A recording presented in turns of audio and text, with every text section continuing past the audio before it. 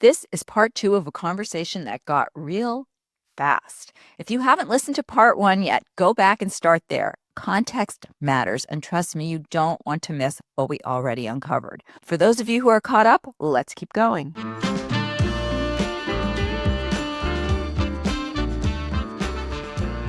Here's something that wasn't in my book, and it's a pretty new finding, is that we have special corpuscles on our vulvas that respond specifically to vibration. So we have specific nerve endings that literally respond to vibration. And the penis has the same ones. So I often tell people, if you're using a vibrator and the penis is down there anywhere parked, it's going to get these vibrations and it's going to love it too. And we have them all over. If you took a vibrator, you put it to your fingertip, you'd feel it. You'd put it here, you'd hardly feel it. In fact, I have one that turns on. I feel this. I hardly feel this. I just hear it because it doesn't have those corpuscles. So vibrators have enough evidence that they work, that they're actually medical devices. There's articles for doctors saying these are empirically supported, scientifically supported medical devices to help women orgasm. And they are just so effective. They're also really great for menopause. They're great for anyone. Many women don't orgasm till they use one. And research shows that women who use them have more orgasms and easier orgasms. And in menopause, our nerves degenerate a bit. But the last nerves to degenerate are the big nerves. And the big nerves are the ones that pick up vibration. So they're especially useful there. But there's so many myths about them. If you'll allow me to debunk some, I would love to. That's why you're here. All right. Thank you.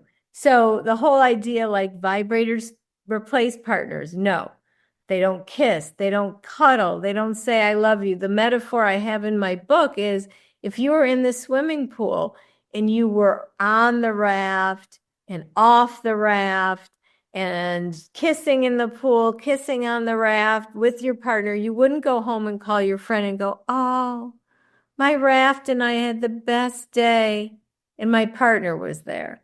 You wouldn't even refer, it's just to the raft. It was just a tool to enhance the experience. Right. Now, some people say they're addictive. My response to that is carpenters don't get addicted to power tools. They just get the job done faster, right? They're not an addiction. Then some people say, oh, then I'll always need them. My answer to that, so what? Then always use them. We don't tell men, don't get used to intercourse or a blowjob. You might always use it, need it. It's only when it comes to vibrators. And the idea they're going to desensitize your clit. First, we have to ask, what do you mean by desensitizing? Often they mean I'll always need it. Sometimes they mean I'll need more and more stimulation. The opposite is true. There was a study where they found that where they used rabbits who have identical clitorises to women, and the rabbits got more sensitive, not less sensitive. And that the last myth is they'll decrease intimacy. No, they actually increase intimacy. There was a study where men were given vibrators. They'd never used them before. They were told, just use these with your female partner twice a week for 3 months. The men were interviewed. They said that it made it more exciting because of the novelty and their partner's excitement. They said they liked the feeling of the vicarious vibes, and they said it increased intimacy because they had to talk about it. So these are amazing tools. They are amazing tools. They're sexual medicine tools. Absolutely. Absolutely. And I've interviewed the founder of Mystery Vibe, who has worked with, I believe, Dr. Rachel Rubin and some urologists to create these tools with vibration for pelvic floor issues. Just like you have those like Theragun, it's the same idea for pelvic floor issues. So there's definite research around vibration being healing as well as stimulating. And the other thing I'm going to say is it has been my experience that most men, as soon as I mention that I need or I like, or I will always use a vibrator, whether they've heard it on the podcast or prior to the podcast, they like it too. Like it's so true. They're like, all right, certainly in middle age where they may have not been having the same sex for 20 or 30 years with their ex-partners. And now they're introducing something new. So there's absolutely the idea that it will replace the man, I think is more of a youth or a younger. Yes, definitely. We get a little more adventurous. Yeah. Maybe I do.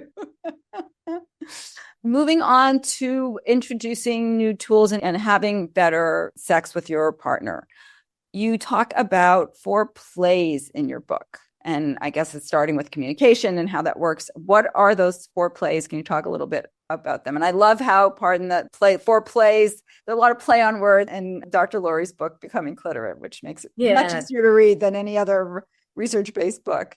Thank you. So the foreplays they come from the idea that we have a standard sexual script in our culture, which goes like this, right? Foreplay, which I hate these words too, but just to get her ready for intercourse, which we call sex, male orgasm, sex over. And that doesn't work for women, right? So instead, I suggest there's a first act to every play, and that's enough fooling around that you're aroused, that you could have penetration plus use lube. And then there's 2 turn-taking scripts, because the idea that we should come during the same act, it's ludicrous, because just because men come from penetration doesn't mean we do. They don't come from giving us oral sex, but we do, or vibrator stimulation. And these are inclusive of all kinds of sex, 2 women, 2 men, women and men. But the first one is she comes first. So maybe she comes through oral sex or vibrator stimulation.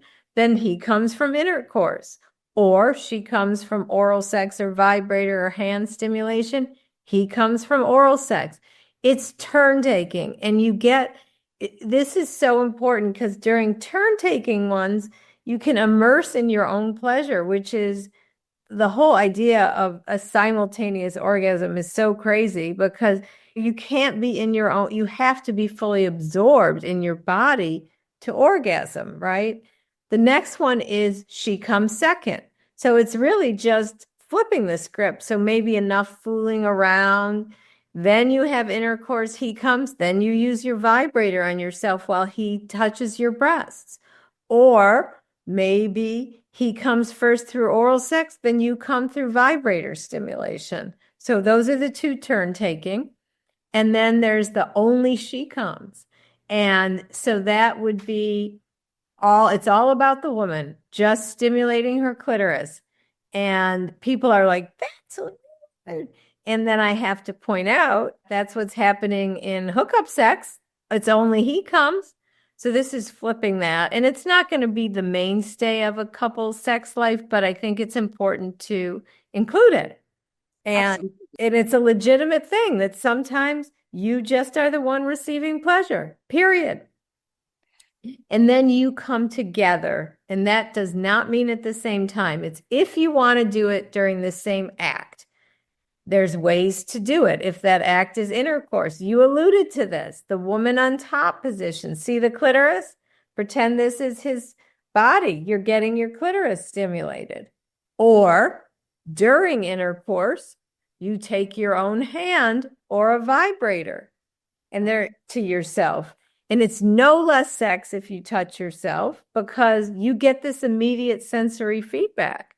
And then there's also couples vibrators, like cock rings with attached clitoral vibrators, or Dame Products makes a wearable vibrator.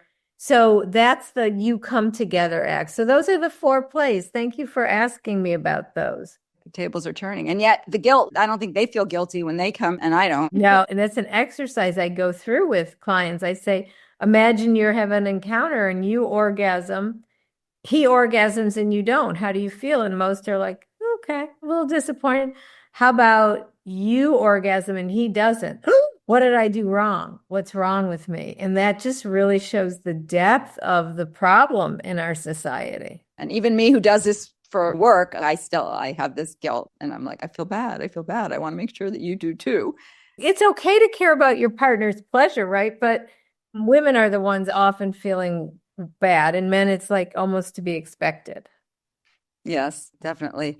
Do you think when in couples, when there's I don't know if it's a script or a myth that women get attached particularly when they have intercourse with a man, and men don't get attached? Is there something to that?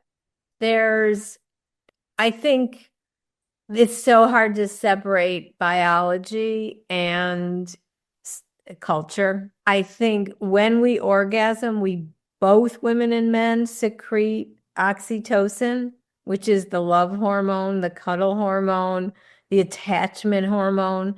So I do think it's common for every human to get attached after sharing sexual intimacy with someone.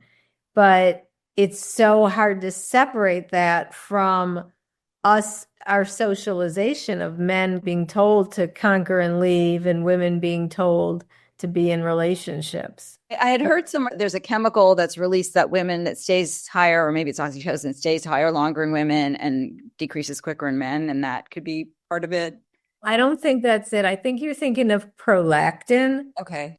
Prolactin is what allows us to have multiple orgasms and men not to, because their prolactin is high after an orgasm, and ours, we don't have that. But I will tell you, when I ask my college students, would you prefer a casual encounter or relationship? Everybody's expecting the women to just say relationships and men to say casual.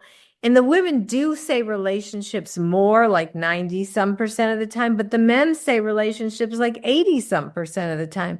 It's really not that different. And I think I've tried to really put my head around the possibility of multiple partners or open relationship or polyamory or whatever. And I was like, I respect whatever people's choices are, but I just don't think I could do it. And interestingly, this past weekend, I was with a group of people who are part of the BDSM lifestyle, and they have very open relationships. And I was watching the interaction, and I just was hanging out with them, not practicing any of the lifestyle. It was a photo shoot. And I felt completely comfortable with this strange group. I knew one or two of them fairly well, but the rest of them I didn't know. I walk around in my underwear feeling very comfortable. And I thought, there's something to having these different people fulfilling different needs in your life. And so I think also that relationship that term is evolving as well. Yes, definitely. Definitely. Yeah. That's so cool. You're doing a lot of really cool things. Yeah. This was like, I would have thought it was completely out of my comfort zone. It was really interesting because the host was a photographer who wanted some photographs for a boudoir shoot for his website in exchange for just doing the shoot for free. And then there was someone there who makes whips and chains and jewelry and things for kink play. And I'm like, I can model it. I don't have to practice it to model it. And so there were a bunch of us doing it. And I actually had somebody try one of the whips on me just to see what it felt like. Cause I'm like, I don't like pain. I like the sound of the snapping freaked me out. But he just gently showed me on my skin what it was like. And I'm like, oh, it was something like the one behind me, like a small, gentle one. And I'm like, I started to get it because you can just get into this mindset where this thing is happening, this stimulation does not have to be painful, but it's like it's happening and you get in a zone. Sensation versus pain. Yeah. Exactly. Yeah. It was really interesting. Really interesting. Yeah. Doesn't always have to involve, and again, this will bring us back around to my final question, but it doesn't always have to involve some sort of sexual intimacy to be an intimate act. So if you have something else, is there anything else you want to address before I ask my final question, which I know you're going to have an amazing answer for? No, please ask your final question. I'm so curious. You've got such good questions. I'm so curious what they are. Dr. Laurie Mintz, what is your personal definition of sex? This is a great question because when I teach my class, I have my students have to make an academic definition of sex that doesn't involve penetration, includes consent. You're asking my personal definition, like what do I consider sex? Like when I'm asking my husband, do you want to have sex? What am I asking for? However you want, whatever definition you feel comfortable saying. Sure. I would say it is a consensual exchange of it's a consensual coming together. I'm just partner sex is a consensual coming together of, in my case, two people who are agreeing to connect in a way. I'm monogamous, so for me, it's connecting in a way that I don't do with anyone else, and that makes it special. I'm not against, if someone's non-monogamous, you ask me, Yeah, no, so your definition. Yeah. my definition that I'm coming together and doing something with my partner that I don't do with anyone else, that involves us giving and receiving like incredible amounts of pleasure. Love it. Love it. And usually results in an orgasm for both of us, but doesn't have to. That's beautiful. That's beautiful. I'm actually going to ask one more just because it's you. Have you ever faked an orgasm? Yeah, of course. I'm human and I'm a woman. And yes, I have. I cannot say I've done it I probably haven't done it in 25, 30, 40 years. But when I was in college, yes, I definitely faked for the same reasons the research shows. I wanted it to end because it was boring or painful, and I wanted my partner to feel good, or I thought something was wrong with me if I didn't. Now I don't. I usually orgasm, and if I don't, I just say, not happening today. And what would you say to a younger woman or any woman who's having challenges with orgasm with their partner and wants to try to figure it out, but they're too shy? I would say, or embarrassed. first of all, figure out what you like alone. That's essential. Vibrator, hands. Then get that same type of stimulation alone as with a partner. And that sounds a lot. That sounds easy, but it's not. Go to a sex therapist at the risk of being self-promotional. I'm not promoting myself. I'm promoting my book because I spent so much time on it. Read my book, because research shows that women who read it become more orgasmic because of the information and the skills in it. And I would say we now know there's an attitude of, or this was after my book was published, there's an attitude of orgasm centrality that's important. You have to believe that your orgasm is important and central to the experience. Interesting. Wow. And what I love about this book for the listeners is that there's a whole section devoted to the male partner. So if you want to skip right through to the end and get to the part that's about you teaching men, you can do that too. So we'll put a link definitely to the book below.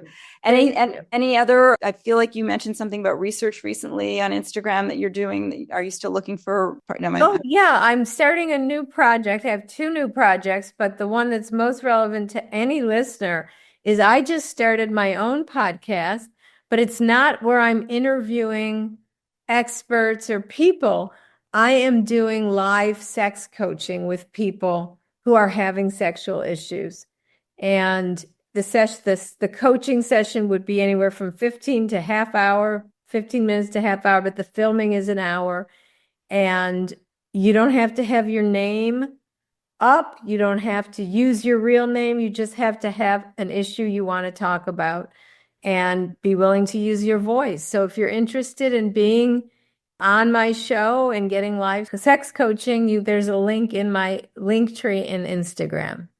I love it. I love it. That will be super fascinating. And people really love to learn from other people because that's what they relate to most. So that's a great idea.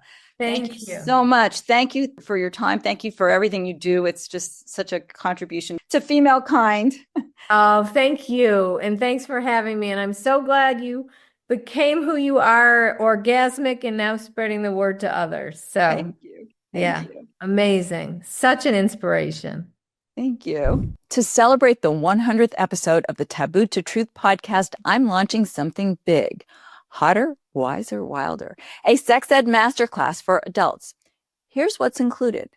6 packed modules, bite-sized videos, and guided exercises. Real tools for solo and partner pleasure. Here's what you'll learn. The truth about your anatomy, yes, yours. How to navigate aging and sexual dysfunction. Communication that actually works. Games, fantasies, toys, and more, because fun is part of the homework. This isn't just sex, and this is your pleasure revolution. And if you sign up before July 1st, you'll get guaranteed access to my private community. I can't wait to see you there.